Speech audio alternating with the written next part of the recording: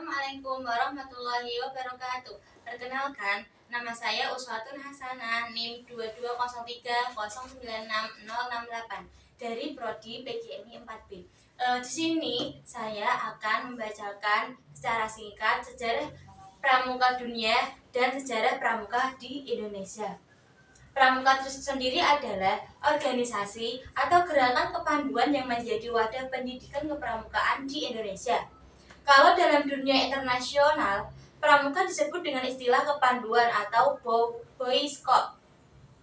Pramuka memiliki sebutan untuk para anggotanya seperti pramuka siaga, pramuka penggalang, penegak, dan pandega. Sedangkan untuk kelompok anggota pramuka lainnya disebut pembina pramuka, andalana, pelatih, pamoksaka, staf kuartir, dan majelis pembimbing.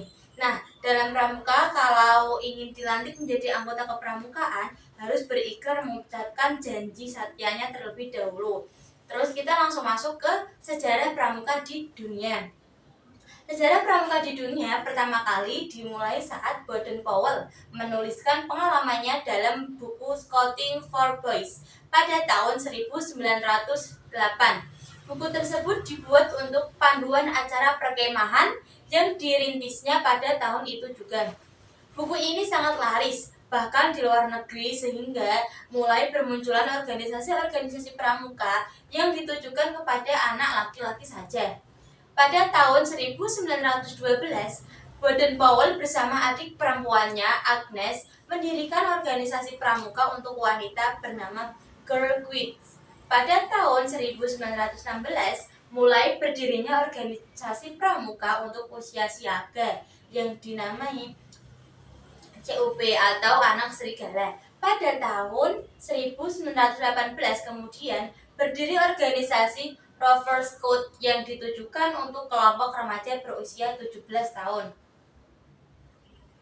Baden-Powell kembali mempublikasikan bukunya Rovering to Success pada tahun 1922 yang berbicara tentang seorang pemuda yang mendayung perahu sampai menuju pantai kebahagiaan.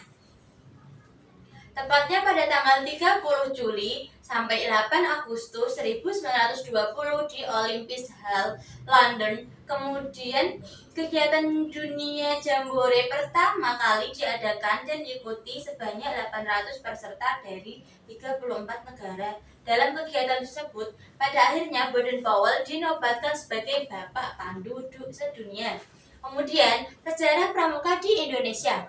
Sejarah pramuka di Indonesia dikenal dengan 3 masa pramuka, yaitu gerakan pramuka pada masa penjajah Belanda, gerakan pramuka pada masa penjajahan Jepang, dan gerakan pramuka Indonesia setelah Indonesia merdeka. Pertama, gerakan pramuka pada masa penjajahan Belanda di Indonesia bernama Nederland Inzicht Padvinders Vereniging atau NIPV, atau dalam bahasa Indonesia dikenal Persatuan Pandu-Pandu Hindia Belanda. Setelah Sumpah Pemuda, kegiatan pramuka semakin digemari sehingga terbentuknya Pandu Pemuda Sumatera pada tahun 1930 dan pada tahun 1931 berdirinya Persatuan Antar Pandu Indonesia. Kemudian tahun 1936 berubah nama menjadi Badan Pusat Persaudaraan Kepanduan Indonesia atau BPPKI.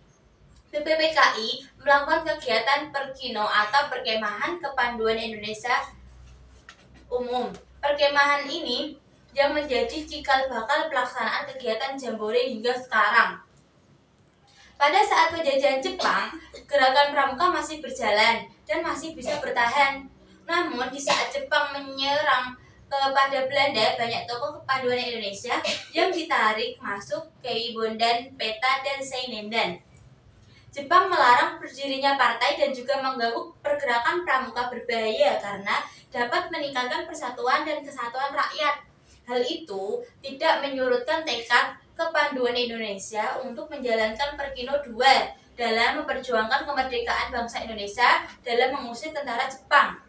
Setelah kemerdekaan Indonesia, tanggal 28 Desember 1945, didirikan organisasi Pandu Rakyat Indonesia di Solo yang menjadi wadah kepaduan di seluruh Indonesia.